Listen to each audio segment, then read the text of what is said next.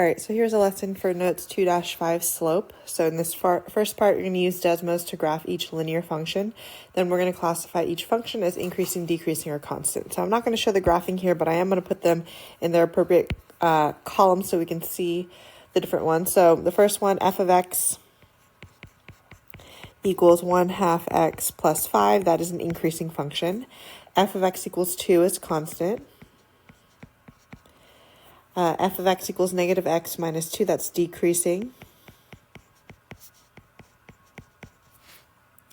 F of x equals 2x minus 7, that's increasing.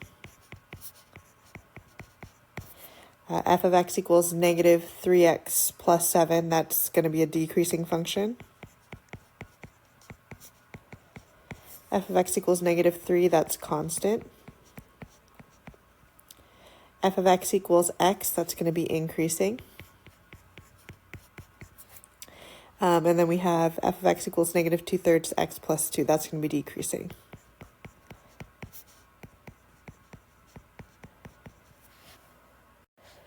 So based off of what we just saw, we should be able to answer this question. How do we determine if a linear function is increasing, decreasing, or constant? So if we look back at that table, all the functions that were increasing had positive numbers in front of x. So if there is a positive number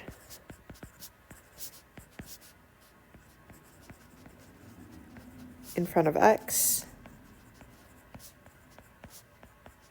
it's increasing. Okay. Similarly, if there's a negative number in front of x,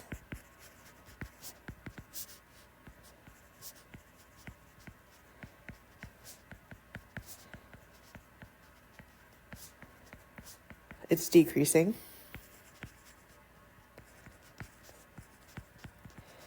And then lastly, if there is no x, it's constant.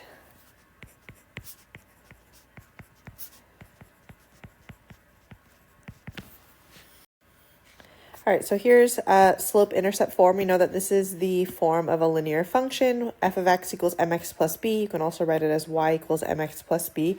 The number in front of x that we're going to be looking at more closely is m, which is slope. In the next lesson, we'll talk about what this b is. But for now, we're going to focus on the letter in front of x, which is going to be m. So slope is m. That's the letter that we use for slope. Slope can be described as rise over run. Another way we can describe it is the change in y over change in x.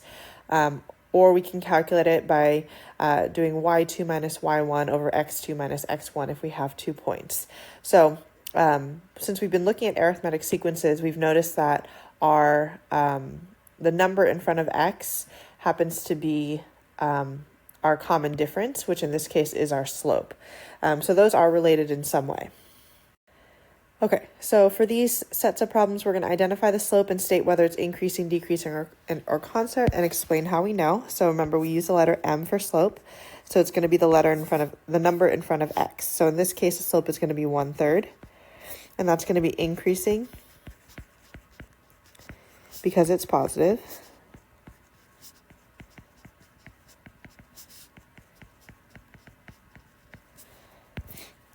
Okay, the next one, the number in front of x. So there's no number, but there is just a negative, but that means the slope is going to be -1.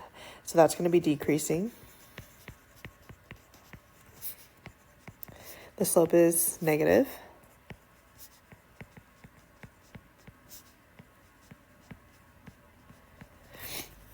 The next problem, f of x equals 2x plus 4. Our slope in this case is 2. That's the number in front of x, so that's going to be increasing because the slope is positive.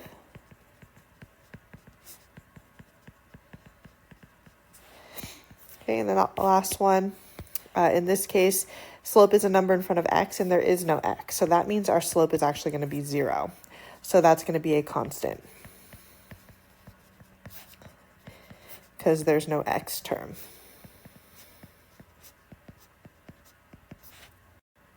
Okay, so now we're going to look at how to find the slope from a line. So slope, if you remember, is rise over run. So that's going to be how far we go up and down, and then how far we go left and right. So To do it with a graph, I'm going to zoom in a little. We're going to find 2 points on the graph that fall on the grid. So a good place to start is looking at the y-axis, which is right here. And then we're just going to basically find another point on the line that crosses at a grid. So if I look for a point that crosses on the grid, it looks like a point it crosses right here. And now we're going to count our rise and our run. So from this line, we're going to go up 1, 2, 3, 4, 5.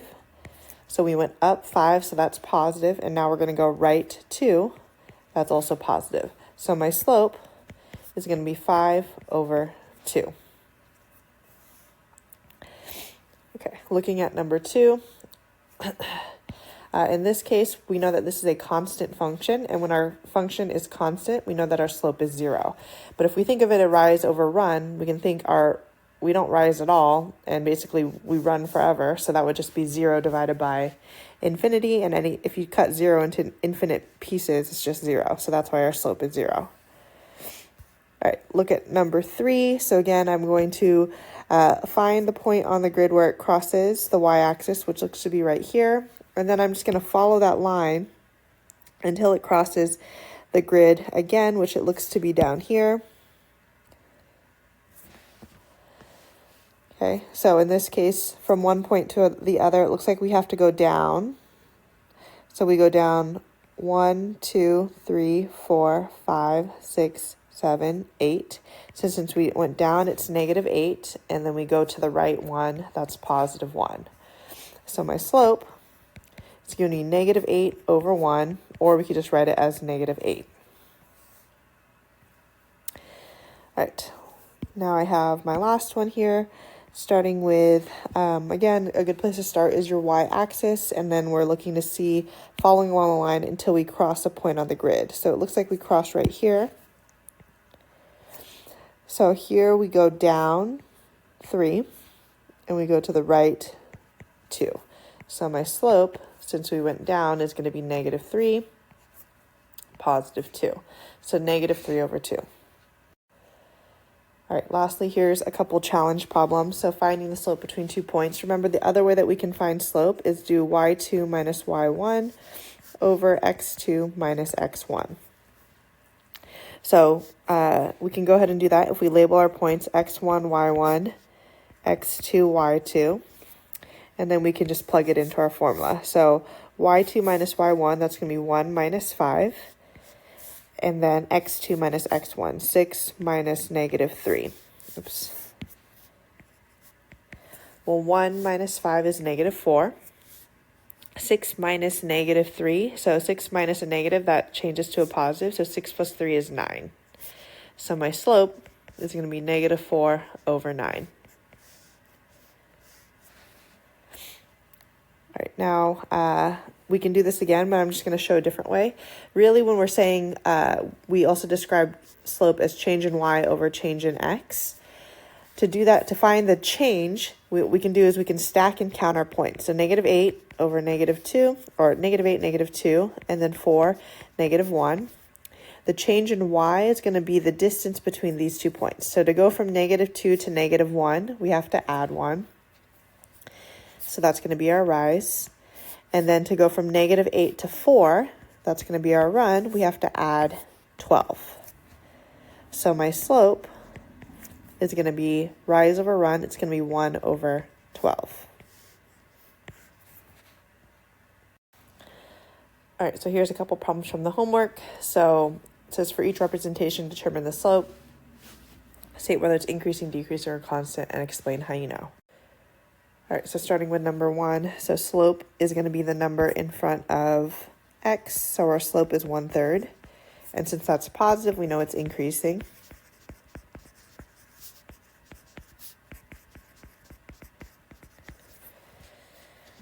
Okay, and then if we look at number 6, we're going to find the slope. So good place to start is on the y-axis, and then we're just going to follow along the line until we hit the grid. So it looks like we hit the grid right here. So my slope, my rise, we have to go down 1, so that's -1, and my run is 1, 2, 3, 4. So my slope is going to be -1/4. Okay, and this is decreasing. well, you can say two things. You can say it's decreasing because of the graph, but you can also say it's decreasing because of the slope. But since we're given the graph, I'm going to say because the line is going down.